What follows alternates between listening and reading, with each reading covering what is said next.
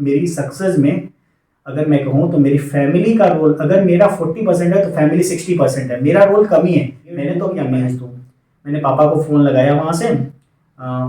पापा मेरे बिल्कुल हिचकिचाते नहीं। अगर मैं कह दूँ ना कि मुझे ये करना है तो बस कर लो, कोई दिक्कत नहीं है। चाहे जितनी परेशानी हो। कोचिंग में इतना ज़्यादा बवाल हो गया कि टीचर छोड़ के जाने लगे। अभी मैं कोचिंग का अपना नाम नहीं बता रहा हूँ, एक मेढक कुएं में ही होता है। तो वो चीज़ें अखड़नी शुरू होती है जब मैं पेपर देता हूँ। और डाउनलोड करने के लिए मुझे इतनी मशक्कत करनी पड़ती थी कि मैं 1 डेढ़ किलोमीटर दूर जाता था, वहाँ पे डाउनलोड करके फिर आता था। दोस्तों नमस्कार, आप सभी का स्वागत है मेरे YouTube channel study material with Shivam पर। आज मैं अपनी एसएससी सीजीएल की जर्नी का दूसरा पार्ट आपके सामने लेकर आया हूँ।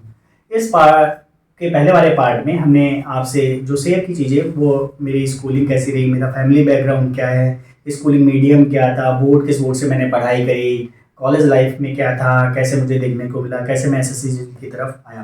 तो अब मैं बात करूंगा एसएससी सीजीएल की तरफ कॉलेज से कैसे रुक हुआ। तो देखिए, घर में या गांव में कोई जल्दी एसएससी सीजीएल के बारे में बताने वाला मेरे यहाँ था नहीं। तो मैंने कुछ सुना था कि मेरी एक चचेरी बहन थी, कजिन, उसने एसएससी सीजीएल की तैयारी करने के लिए यहाँ पे आई। तो मुझे भी लगा कि मुझे भी उस तरफ रुक करना चाहिए। तो मैं और मेरा एक दोस्त एसएससी सीजीएल की तैयारी की तरफ रुक किया। अब हम दोनों निकल पड़े कोचिंग की तलाश में। हमने कोचिंग एक ऑफलाइन ज्वाइन करी।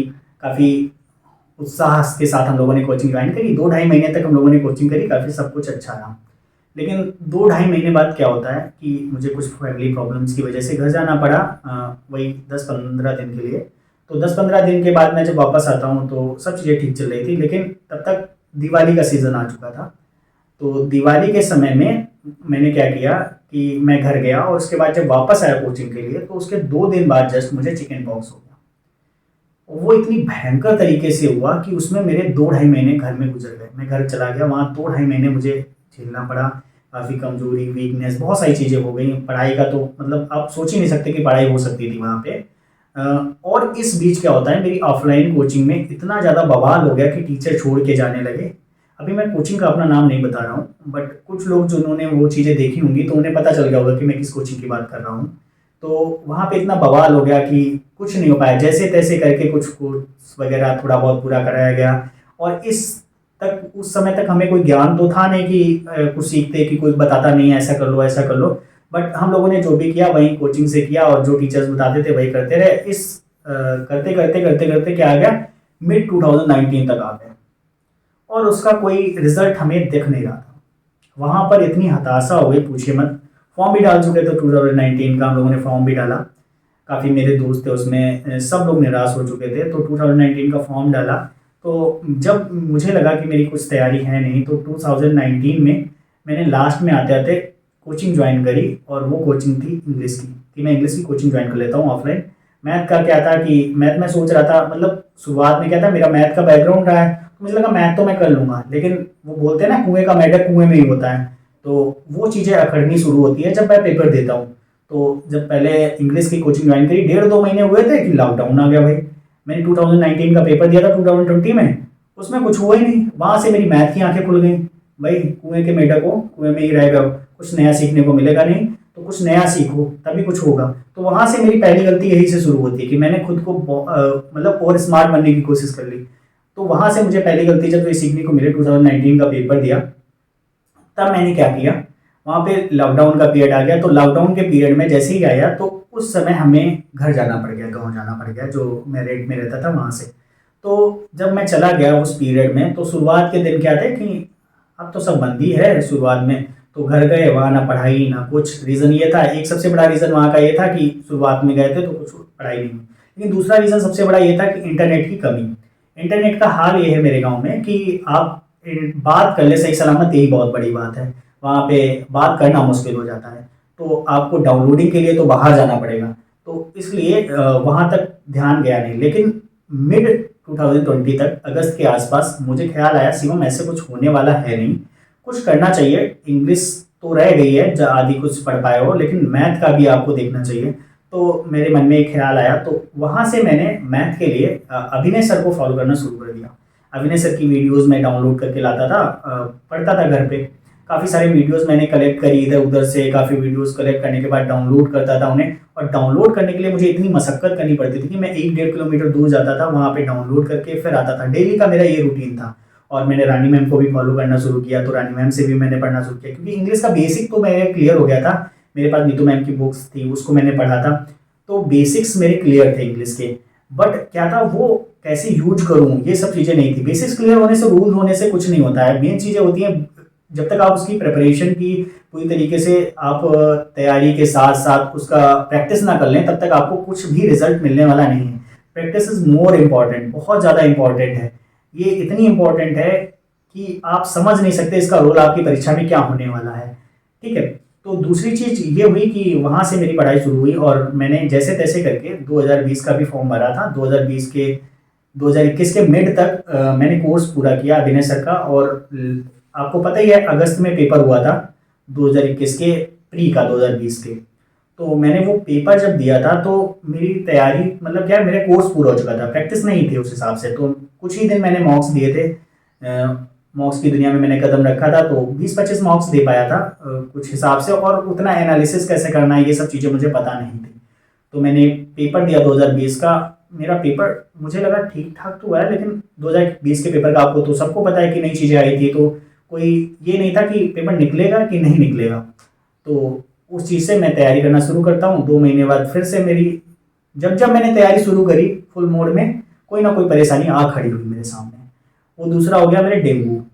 डेंगू की वजह से काफ़ी मुझे मशक्कत करनी पड़ी वहाँ से निकलने के लिए, कमजोरी, 1-1.5 महीने वहाँ से फिर चले गए, पढ़ाई निल। अब आप समझ लीजिए, अब मुझे मिलता है तभी रिजल्ट दिसंबर के आसपास कि प्री में हो गया, मेंस का पेपर लगा जनवरी में। जैसे तैसे करके 20 दिसंबर 25 दिसंबर के पास मैं वापस आया, मैंने पढ़ाई थोड़ी बहुत शुरू करी। अब आप 1 महीने की पढ़ाई में क्या कर सकते हैं, क्योंकि पीछे से बेसिक्स जितने क्लियर होते हैं 1-1.5 महीने में सारे खा चुके होते हैं आप। इसीलिए कंसिस्टेंसी जरूरी है यहाँ पे, क्योंकि अगर आपने वहाँ पे बिल्कुल भी छूट करी कंसिस्टेंसी में, या 1-2 दिन के लिए या 5-6 दिन के लिए अपनी पढ़ाई छोड़ी, तो आप पीछे की चीज़ें सारी भूलना शुरू कर देते हैं। तो वहाँ पे मुझे कंसिस्टेंसी का रोल समझ में आया कि अगर मैंने अच्छी तरीके से कंसिस्टेंसी बरकरार रहती तो शायद मैं 2020 का पेपर क्लियर कर लिया होता मेंस का। लेकिन 2020 का पेपर भी अच्छा था और मेरा मेंस क्लियर नहीं हो पाया। उसके पीछे एक, आप समझ लीजिए, मेरे साथ ट्रेजेडी का होना कि डेंगू हुआ, उसकी वजह से मुझे काफ़ी परेशानियाँ हुई। और दूसरी ये कि कुछ मेरी भी कमियाँ रही होंगी जिस वजह से मैं नहीं कर पाया। तीसरे नंबर पे बात आती है 2021 के प्री की। तब तक 2021 का प्री आने वाला हुआ था, मैंने जी जान लगा दी 1-1.5 महीने के लिए। और मैंने उसी बीच ESIC के पेपर्स दिए, उसमें भी मेरा किसी में 2-4 नंबरों से रह गया। ये मुझे देखने को मिली, काफ़ी कम पोस्ट थी, उस वजह से भी रह गया, या कह सकते हैं मेरी पढ़ाई में कुछ कमी रह गई, क्योंकि बैंकिंग सेक्टर के काफ़ी क्वेश्चंस आते हैं उससे। और मैं SSC की तैयारी में था, तो बैंकिंग सेक्टर का क्वेश्चन तो मैंने कुछ पढ़े तो थे, कुछ तैयारी करी, अपने मन से पढ़ने की कोशिश करी, टीचर्स को भी फॉलो किया। लेकिन क्या हुआ, वहाँ पे ESIC के पेपर्स में मुझे सक्सेस नहीं मिली, तो प्री नहीं निकले, किसी का मेंस में नहीं जाना हुआ। तो ये सब चीज़ें मुझे देखने को मिली। लेकिन SSC CGL का मैंने जो 2021 का प्री दिया था, उसमें मेरे अच्छे मार्क्स बन गए थे। मुझे पता था कि इसमें प्री हो जाना है। तो मैंने जैसे ही प्री की आंसर की आई थी, वहीं से मैंने एक ठान लिया था कि अब मुझे मेंस की तैयारी करनी है। और दूसरे नंबर पे मुझे ये भी पता स्टैट्स का भी स्कोप होने वाला है, बट इतनी नहीं पता थी कि इतनी कम कट ऑफ चली जाएगी। और जो स्टैट्स की कट ऑफ गई थी स्टैटिस्टिकल इन्वेस्टिगेटर की, उससे मेरे नंबर 50 के अप्रॉक्स ज़्यादा थे प्री में। तो वहाँ से मुझे काफ़ी कुछ मिल गया, एक पॉजिटिव पॉइंट कि अब शिवम जो है यहाँ से आप कर सकते हैं। तो वहाँ से मैंने क्या किया, अपनी पढ़ाई को और बूस्ट किया। और लगातार मेरा ये था कि जब से मेरी प्री की आंसर की आई थी, तब से मैंने डेली प्रैक्टिस क्लासेस करी थी मैथ और इंग्लिश की। और मेरा ये एक रूटीन बन गया था कि मैं मॉक डेली देता था। पहले शुरुआत में कुछ महीने के लिए मैंने क्या किया कि मैं 2 दिन के अंतराल पे मॉक देता था, मैथ के फिर इंग्लिश के, ऐसे करके करके देता था। फिर लास्ट में जब रिजल्ट आ गया तो मेरे पास 1 महीने का टाइम था, 1 महीने 10 दिन के आसपास टाइम था। वहाँ पे रिजल्ट आते ही मुझे एक और, मैंने इन सब बीच में एक बीएड के लिए भी सोच लिया कि लोग बीएड कर लेते हैं, क्योंकि गाँव के आसपास क्या रहती है कि बीएड कर लो, टीचिंग में आ ही जाएगी जॉब। लेकिन क्या था, एक बैकअप प्लान लेकर चलना था मुझे, तो मैंने डाल दिया था। लेकिन जब यहाँ पे मुझे पता चला कि मुझे पेपर देना है, बीएड के भी पेपर आ चुके थे, और साथ ही मुझे पता चला कि 1 महीने बाद मेरा मेंस का एग्जाम है, मुझे वहाँ पे तुरंत फैसला लेना था कि मैं यहाँ पे कैसे फैसला लूँ, बीएड दूँ या मेंस दूँ। मैंने पापा को फ़ोन लगाया वहाँ से। पापा मेरे बिल्कुल हिचकिचाते नहीं, अगर मैं कह दूँ ना कि मुझे ये करना है, तो बस कर लो, कोई दिक्कत नहीं है, चाहे जितनी परेशानियां उन्हें झेलने को पड़ी, मतलब एक पीछे से ना मेरे सपोर्ट सिस्टम के रूप में पापा खड़े रहते हैं। तो वहाँ से मुझे जो चीज़ें देखने को मिली, पापा ने मुझे तुरंत फ़ोन पे, मैंने ये पापा को बात बताई, पापा ने कहा छोड़ दो, इसकी कोई चिंता ही नहीं है, जो करना है करो, जब मेन फोकस यही है तो यही करो ना, क्या दिक्कत है, रिस्क तो लेना ही है। उनका कहना है कि जब तक आप पानी में उतरोगे नहीं तो तैरना कैसे सीखोगे। जब जब मैं मुश्किलात में खड़ा हुआ हूँ तो पीछे से पापा ने मुझे बहुत ज़्यादा सपोर्ट किया है, बहुत ज़्यादा सपोर्ट किया, मतलब एक हद से ज़्यादा। कभी उन्होंने प्रेशर नहीं आने दिया किसी बात का, ना किसी बात का। उन्होंने मुझसे बस यही कहा है कि तुम तैयारी में अपनी पूरी जी जान लगाकर कोशिश करो, बाकी आगे जो होगा वो देख लिया जाएगा।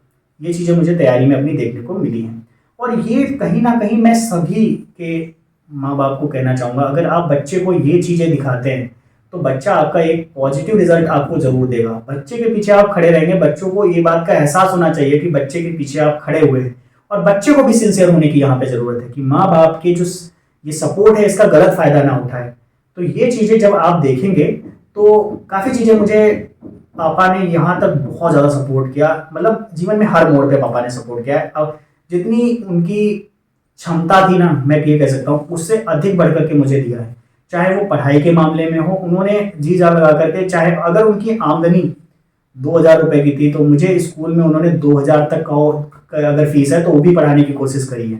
ये चीज़ मैंने मेरे पापा ने की है मेरे लिए। तो मतलब उनका जो भी मेरे ऊपर ये सब चीज़ें हैं, मैं उसे दरकिनार नहीं कर सकता। मतलब मेरी सक्सेस में अगर मैं कहूँ तो मेरी फैमिली का रोल, अगर मेरा 40% है तो फैमिली 60% है। मेरा रोल कम ही है, मैंने तो अपनी पढ़ाई करी है, लेकिन उसके लिए जो उन्होंने सेक्रीफाइसेस किए वो अलग है।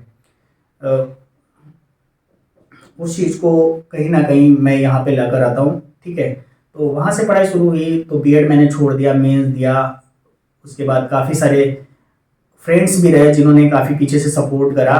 उन्होंने हमेशा यही बताया कि आप ऐसे करो ऐसे करो। काफ़ी फ्रेंड्स सपोर्टिव रहे, मेरे दोस्त थे, कम ही थे बट काफ़ी सपोर्टिव थे। उन्होंने काफ़ी कुछ चीज़ें यहाँ पे दिखाई कि ऐसे कर सकते हो, तो उनके लिए भी मेरा एक स्पेशल मैसेज है कि थैंक यू। और दोस्तों का एक जीवन में बहुत बड़ा रोल होता है, फैमिली के अलावा दूसरे नंबर पे दोस्ती आते हैं जो बहुत बड़ा रोल अदा करते हैं, जो आपको पॉजिटिव माइंडसेट देते हैं जब कभी भी आप वहाँ पे आते हैं। तो आप भी कम दोस्त रखिए, बट ऐसे रखिए जो आपको आगे लेकर जाए, ना कि पीछे धके, ठीक है। ये चीज़ भी आप कर सकते हैं। रही बात दूसरी की, वहाँ से मैंने शुरू करी, ग्रेजुएशन दिया, फिर उसके बाद मैंने 2022 की भी तैयारी करी थी, 2022 के भी पेपर दिए, अच्छे खासे नंबर्स हैं, अब उसके रिजल्ट का वेट कर रहा हूँ। तो यहाँ तक मुझे स्टैटिस्टिकल इन्वेस्टिगेटर की पोस्ट मिली, और जब मैंने स्टैटिस्टिकल इन्वेस्टिगेटर की पोस्ट के बारे में मतलब मेरा रिजल्ट आया था फाइनल, तो मैंने घर में बताया था। तो एक घर में जो सुकून होता है ना, मतलब अपने अंदर तो सुकून होता है, लेकिन जो माँ बाप के चेहरे पर खुशी देखकर जो सुकून मिलता है ना, वो अलग सुकून होता है यार। मतलब मैं आपको कहूँगा ना, ये सुकून देखने के लिए मैं जिया हूँ यार।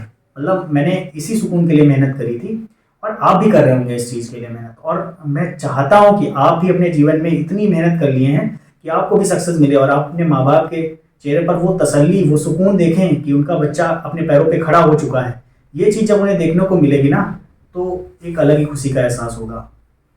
मतलब एक अलग ही खुशी होती है दोस्तों इस बात की। तो ये कहता हूँ, आप अपनी तैयारी बढ़ाते रहिए, बाकी जो भी कठिनाइयाँ आती हैं उनसे डरिए मत। बाकी जो भी चीज़ें मुझसे हो पाएंगी मैं आपको अपने चैनल के माध्यम से प्रोवाइड कराऊंगा, और बेशक कोशिश करूंगा कि बेस्ट मटेरियल आपको प्रोवाइड हो हर चीज़ का, चाहे वो प्रीवियस ईयर से रिलेटेड हो, चाहे जो भी चीज़ें हों, जो भी आएंगी वो आपके लिए, मतलब पेपर में आपके चार चांद लगाने के लिए आएंगी मेरी तरफ से। यही आशा के साथ मैं यहाँ से चलता हूँ, और आपको मेरी तरफ से बहुत सारी शुभकामनाएं। आप जीवन में सफल होइए, और जो खुशियाँ मेरे माँ बाप को हुई हैं, जो मुझे खुशी मिली है, वो भी आपके माँ बाप को मिले, और आप भी उस सक्सेस को एंजॉय करिए और अपने जीवन में आगे बढ़ते रहिए। जय हिंद दोस्तों।